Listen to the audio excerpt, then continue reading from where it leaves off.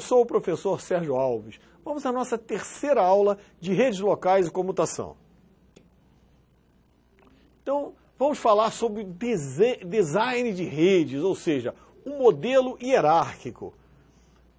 Qual a finalidade do modelo hierárquico? É facilitar diversas coisas, como a escalabilidade de uma rede. Então, foi dividido em 3 camadas propriamente ditas, né? A camada de acesso, a camada de distribuição e a camada de core, definindo a função de cada camada e principalmente o tipo de equipamento, ou seja, eu tenho requisitos menores para os equipamentos de camada de acesso, que é para ligar diretamente os nossos hospedeiros. Na camada de distribuição nós temos outras características, como colocar o policy. É uma camada onde nós colocamos o policy, nós temos redundâncias. E a camada de core, que não pode perder tempo em fazer o quê? Policy da nossa rede. Então nós temos switch multilayer nas camadas de core e camadas de distribuição em geral, e temos multilayer, mas na maioria das vezes nós temos switch de camada 2 na camada de acesso e com throughput muito menor do que o throughput utilizado nas camadas acima. E também, de um tempo para cá, nós temos utilizado o quê? O server farms, ou seja, um switch que é interligado direto ao core para que toda a rede acesse os nossos servidores. Então agora, nós precisamos de quê? De alta disponibilidade nos módulos do server farm. Como dar essa alta disponibilidade? A primeira delas, encontrar o roteador. Por quê? Com HSRP, Hot Standby Routing Protocol, nós temos o quê? A possibilidade de criarmos um roteador virtual e 2 roteadores reais, onde cada um desses roteadores reais utilizam o endereço e utilizam o MAC do roteador virtual, ou seja, um fica ativo e o outro em stand-by. Com isso, a nossa rede, mesmo que falhe um dos roteadores, nossa rede vai ficar o quê? Operacional, sem alteração na configuração, porque nós temos 2 roteadores respondendo por um roteador virtual. Então, com isso, nós conseguimos o quê? Nós conseguimos melhorar enormemente o quê? A nossa questão de ter um roteador e, se falhar, como encontrar o outro roteador? Fazendo um conjunto de roteadores reais, trabalhando como se fosse um virtual, ou seja, eu crio um grupo de roteadores que virtualizam um único roteador. Então, isso foi uma melhora. Vamos a uma próxima melhora para a nossa alta disponibilidade no design de rede. Nós temos as próprias estações ou servidores com dupla conexão à rede. Então, na realidade, hoje em dia é muito comum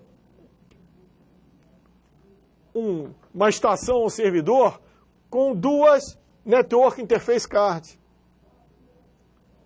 Então, nós temos uma mesma máquina com 2 placas conectadas à rede. Para quê? Para, se uma placa falhar, a outra assume. E nós temos também uma outra possibilidade, que hoje, nos dias atuais, não é muito comum, um transceptor redundante, ou seja, um transceptor ligado a uma Network Interface Card da máquina, mas com 2 saídas para a rede. Só que se o transceptor falhar, nós perdemos tudo. Então, o ideal é optar por 2 interfaces de rede, 2 cartões. Com isso, nós mantemos a disponibilidade, ou seja, a nossa estação crítica com 2 placas de rede. Se uma falhar, a outra continua dando um aporte, um suporte, a funcionalidade à nossa estação ou o nosso servidor crítico. Outra possibilidade, outra necessidade para nossa alta disponibilidade: agregação de portas é Ether Channel ou Link Aggregation, tanto faz como o fabricante vai chamar isso. Então, ele aumenta a largura de banda. Como é que ele aumenta a largura de banda? Simplesmente interligando dois equipamentos, um exemplo aqui, 2 switches, eu interligo, por exemplo, com 4 cabos, eu quadruplico a nossa largura de banda, fazendo com que isso aqui seja um único link. Isso é chamado de agregação de links. Eu, por exemplo, se eu tenho 4 canais de 100 mega, eu passei a ter 400 megabits por segundo. Então, isso também nos dá alta disponibilidade. E se um desses canais falhar, continuo com os outros. Outro problema muito grande, além do no-break. Além do no-break, nós temos, que é mais comum para todos nós temos alta disponibilidade nesses servidores, nessas estações, utilizando até nos próprios equipamentos de rede, fonte redundante, ou seja, o equipamento tem 2 fontes. Se uma falhar, a outra continua alimentando o equipamento. Então vejam que nos dias de hoje, no nosso design de rede, nós temos que conhecer mais do que somente os design. Nós temos que conhecer o todo. Como evitar a falha? Quais os equipamentos para realizar a redundância, não só de ativo de rede, como das nossas estações e servidores.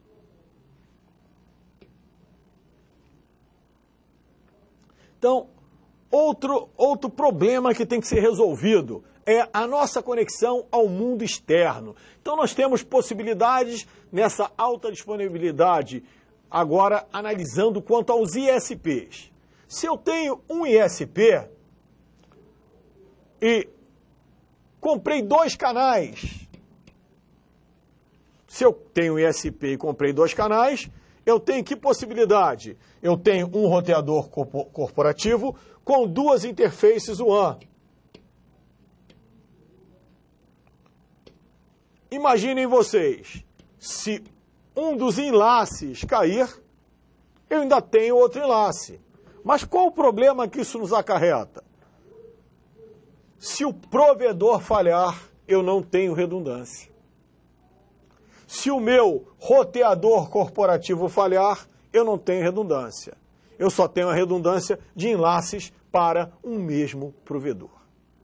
Vamos ver outra possibilidade. Eu continuo tendo somente um roteador corporativo, mas agora eu estou conectado a 2 Internet Service Provider diferentes. Então, se falha um enlace, eu tenho outro enlace positivo.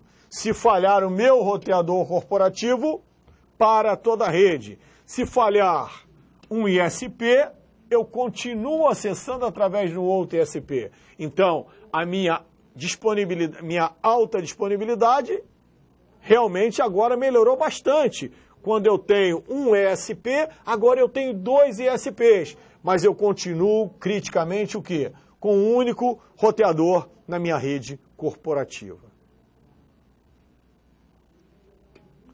Continuando ainda com a alta disponibilidade no acesso a ISPs, vamos agora alterar um pouquinho a nossa brincadeira. Vamos colocar 2 roteadores como saída da nossa rede corporativa. Mas se fizermos isso a um único ISP, nós continuamos com a falha do ISP, ficaríamos fora de operação. Então, se o enlace falha, tudo bem.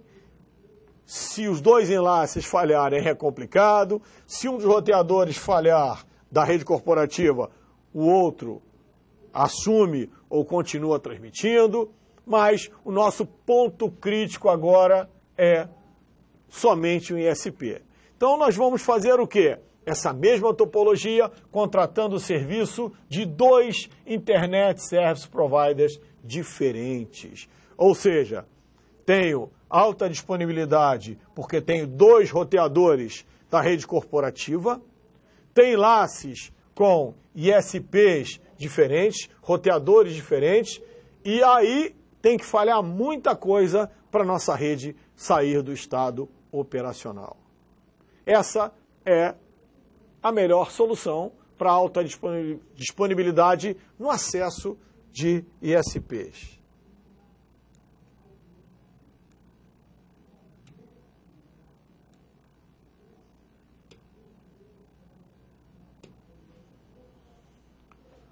Então agora, interconexão dessas camadas.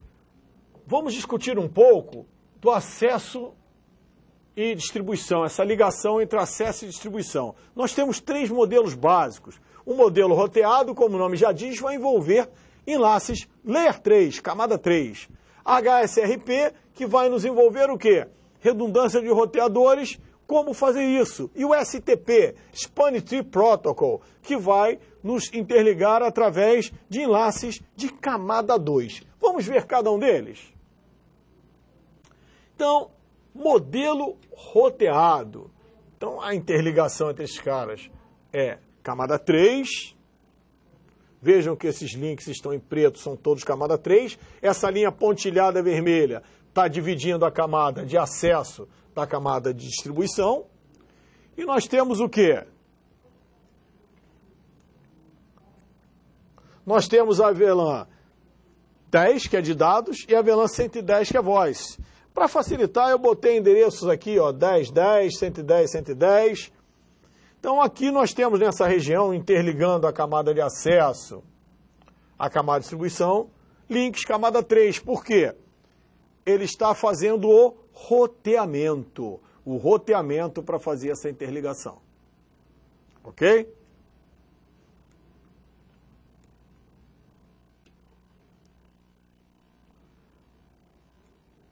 Agora, nós temos um modelo chamado HSRP, que é utilizando o Hot Standby Router Protocol. Ou seja, nós temos o grupo de roteadores. Na realidade, nós temos um roteador virtual. Nós temos esse roteador que está ativo. Nós veremos na nossa última aula como configurar o HSRP.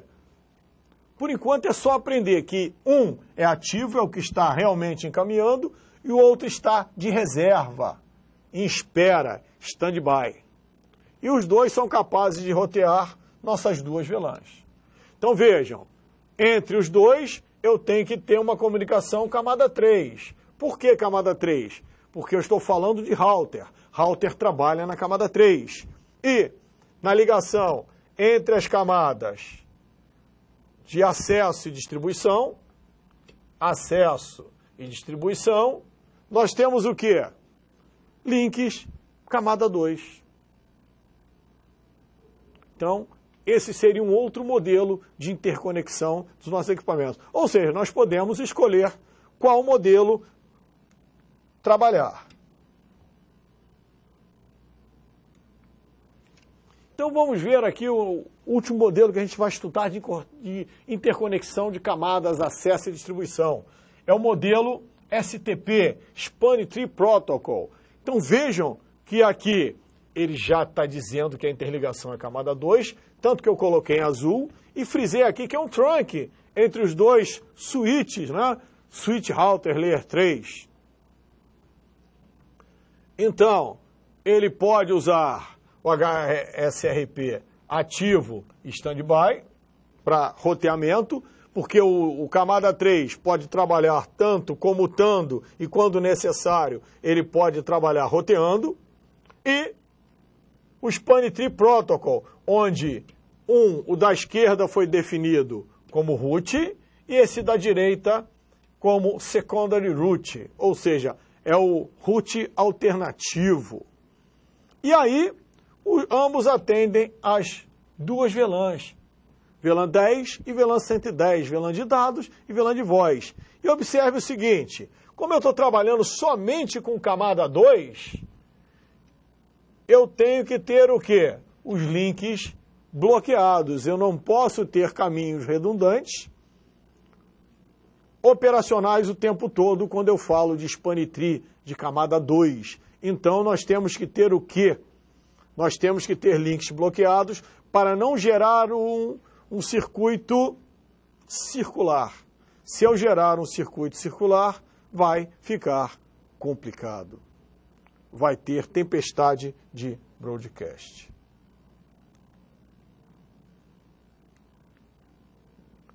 Ok? Vamos agora falar um pouco dos nossos benefícios de uma rede hierárquica. Escalabilidade.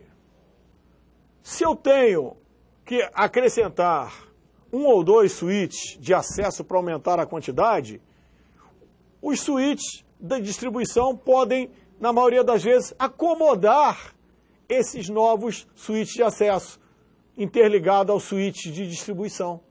Então, eu não grandes alterações na rede, seria só a conexão.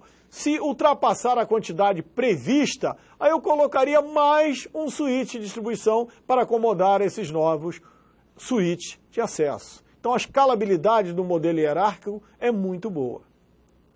Redundância, nós já vimos as interconexões entre as camadas de acesso e distribuição e a core, que nós temos redundâncias entre esses dispositivos, além das redundâncias que já tratamos dos servidores e estações críticas. Então, a rede hierárquica foi criada pensando nessa redundância. Vejam que eu só não tenho redundância das estações que ficam ligadas ao equipamento de acesso. Só tem redundância aos equipamentos críticos, mas os ativos de rede têm sempre mais de um caminho para chegar de acesso à distribuição ou da distribuição ao core.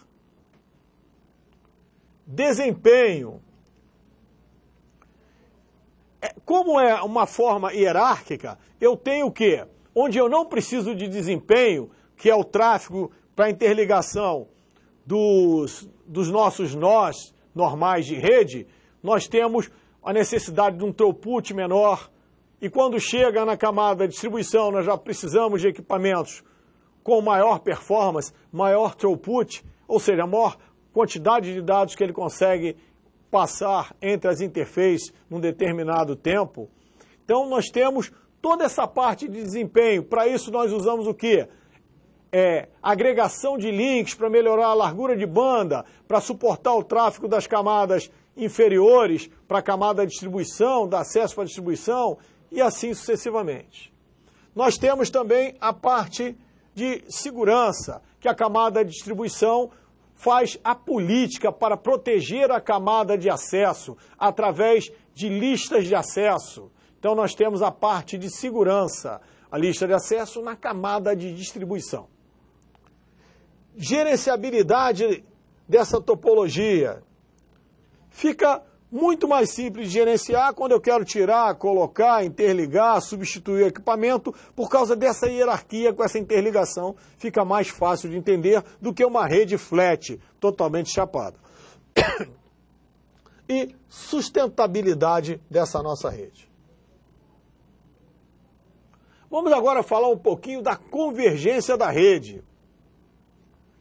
Então, a convergência da rede, como nas redes de desenho hierárquico, nós utilizamos VLANs, mas nosso objetivo é tentar colocar em cada switch a maior quantidade de portas possíveis na mesma VLAN, para facilitar o quê? O pruning, a poda dessa árvore de escoamento. E com isso, nós temos que lembrar do quê? Os equipamentos legados para trabalharem nessa rede, e essa rede convergente nos lembra o quê? Muito a parte de voz que está sendo interligada, usando equipamentos que, por muitas vezes, como hubs. Hubs não possuem a possibilidade de fazer o quê? Não possuem a possibilidade de gerenciamento da classe de serviços que tem na VLAN, no 802.1q. Então, no desenho de rede, nós temos que abranger também essa parte de equipamentos legados. E como fazer isso funcionar com as novas tecnologias, com o avanço da tecnologia. Ou seja, eu posso misturar equipamentos antigos com os equipamentos novos, mas eu tenho que me preocupar o quê? Se eu vou fazer essa interligação com equipamentos legados, eu não posso usar uma interconexão entre a camada de acesso e distribuição por STP, que só vê a camada 2. E se eu tenho equipamentos legados que não podem fazer essa ligação, teria que fazer essa ligação de forma roteada. Então tudo isso tem que ser pensado quando eu pego equipamentos legados. Características físicas dos switches. Então nós temos o quê?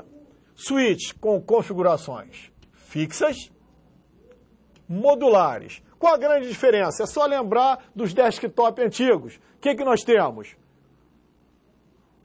Placa de rede, placa de vídeo, tudo on-board. Então isso seria, por analogia, configuração fixa. Que aqui nós temos o exemplo. Ó. Vejam que ele não tem slot.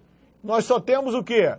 As portas e eu não tenho como mudar. É a configuração que eu comprei, eu não tenho como alterar. Por exemplo, quando eu tenho slot PCI no meu computador, eu não posso botar uma outra placa de vídeo? Então, ele é modular, eu encaixo um outro módulo. Então, modulares, exatamente isso. Eu tenho aqui um exemplo modular, onde eu tenho o quê? Os vários slots, onde eu coloco a placa conforme a minha necessidade. Em geral, você compra a caixa e vai adicionando os slots conforme a evolução da sua rede ou a necessidade de nossa rede.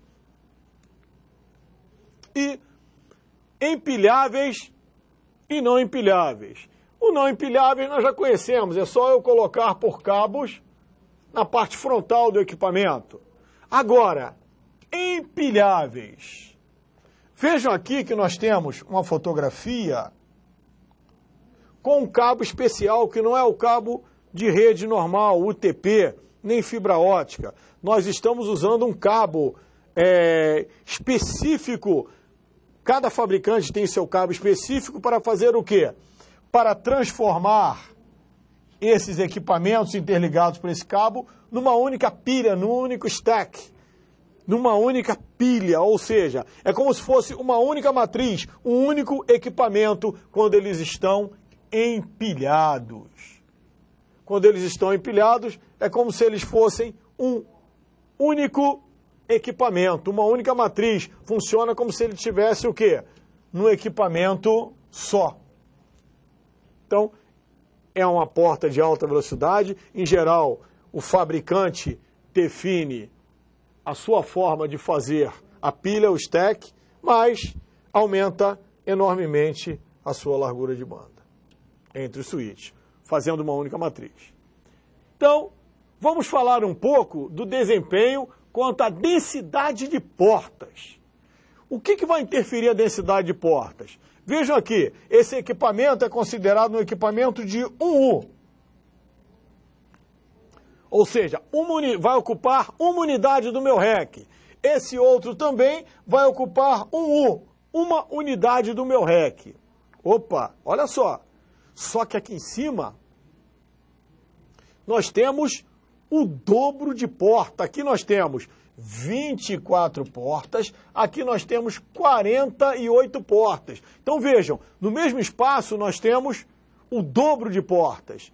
Além do espaço, vamos falar agora de energia. Nós temos um equipamento com 48 portas e vamos gastar uma tomada.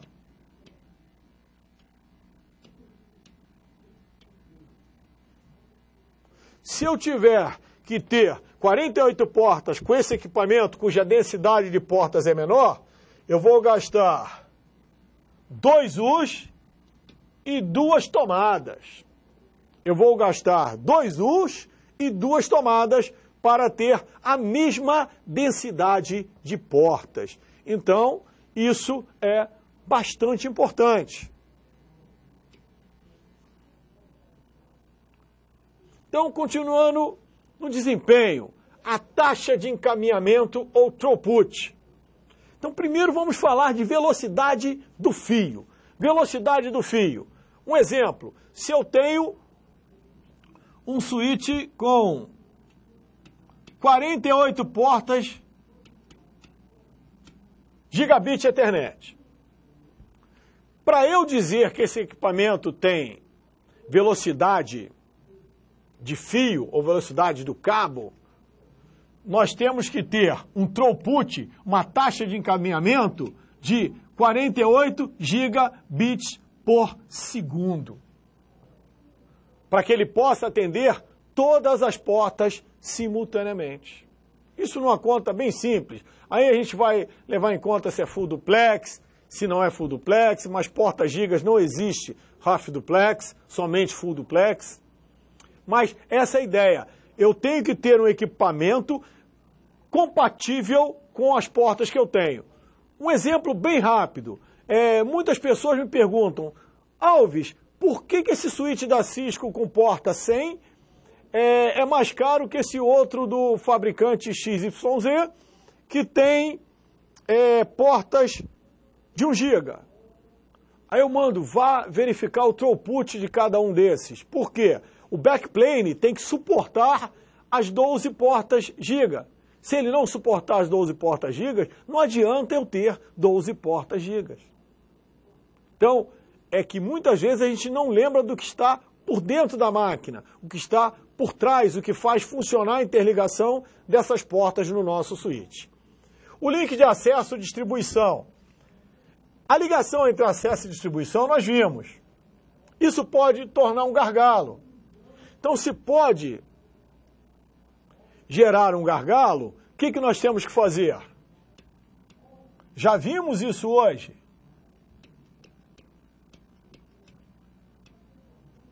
Agregar links para, em certos casos, aumentar a largura de banda entre os nossos switches, que em geral a camada de acesso naturalmente usa um único link para cada switch. Então isso passa a ser um gargalo, porque eu estou atendendo vários clientes, dando acesso a vários clientes, passando por uma única porta, às vezes da mesma largura de banda das portas do cliente. Switch de acesso é o que tem o menor desempenho. Por quê? Porque ele não necessita desse desempenho todo. Porque ele não vai juntar o tráfego de vários switches de acesso. Vai ser somente o tráfego dos seus clientes localmente conectados. Então, desempenho, agregação de links, ampliar a largura de banda entre os switches. Então aqui está um exemplo clássico. Estou interligando com uma única porta de 100, estou interligando com 2 portas de 100, ou seja, aumentando para 200 megabits. Estou fazendo a interligação aqui, agregando o quê? 4 portas, agregando, ó. Aqui eu estou agregando 2 portas, agregando 4 portas e assim sucessivamente. Então, eu também melhoro o nosso desempenho. Então agora vamos falar sobre Power over Ethernet. Isso é muito interessante, principalmente na situação de locais onde eu não tenho, por exemplo, esse access point, esse router access point, eu não tenho como ligá-lo eletricamente.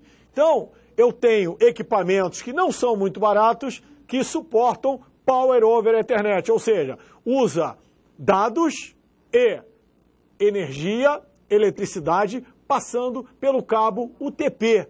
Então os equipamentos não são muito baratos. Já que eles não são muito baratos, eu vou apresentar uma outra solução aqui no nosso desenho, que é uma solução que eu tenho um injetor e eu tenho um separador. Interligo os dois com o cabo UTP. Como é que funciona isso? Internet, a 1000 AN está ligada a esse switch. Esse switch está eletricamente ligado a uma tomada. E eu pego uma porta de dados, mesmo não sendo Power over Ethernet, PoE, e encaixo no nosso injetor. O injetor vai separar o quê? Vai jogar a parte elétrica, vai pegar a alimentação elétrica do injetor.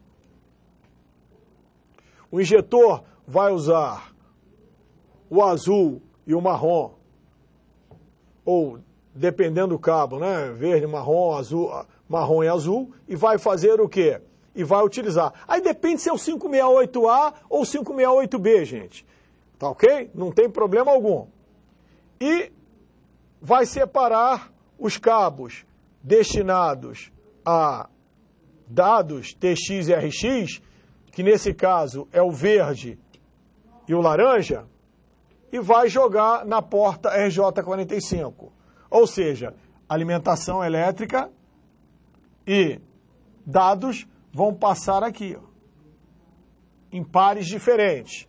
Chegando no separador, ele vai separar o verde e o laranja, vai jogar na porta do RJ45. Vai separar o azul e o marrom, vai jogar na porta elétrica. Ou seja, vai alimentar o equipamento eletricamente e os dados. Com isso, eu não preciso instalar uma tomada no meu roteador. É uma solução mais barata para Power over Ethernet, ou então podemos comprar o equipamento, o switch que já faz isso diretamente. Ok? Mas é uma solução bem interessante e bem dentro dos nossos custos. Então, funções de camada 3, switch layer 3. Então, observe, quando essa máquina quer falar com essa, o switch layer 3 vai fazer uma microsegmentação entre essas duas portas, porque ambos estão na mesma VLAN. Então, quando que o switch layer 3 vai funcionar como layer 3? Quando um desses nós quiser falar com esse outro nó. Aí ele vai usar roteamento. Como? Ele vai enviar para a interface virtual VLAN 10, que é o IP do default gateway dessa máquina, vai fazer o roteamento para a interface VLAN 20 e vai entregar ao destino. Então, na realidade, isso aqui é o módulo camada 3, que está embutido dentro do nosso switch layer 3. Agora vamos à nossa atividade. Nossa atividade agora vai ser o quê? Pensar em diferenciar nossos equipamentos de camada 2 e equipamentos de camada 3. Quando utilizar um, quando utilizar outro. Nós só temos que lembrar o quê? Que nossos equipamentos de camada 3 podem ser interligados a equipamentos de WAN. Qual a nossa atividade? Pensar nessa característica, fazer uma pesquisa de como interligar. E usem a nossa aula online que tem essa dica. Até a próxima aula.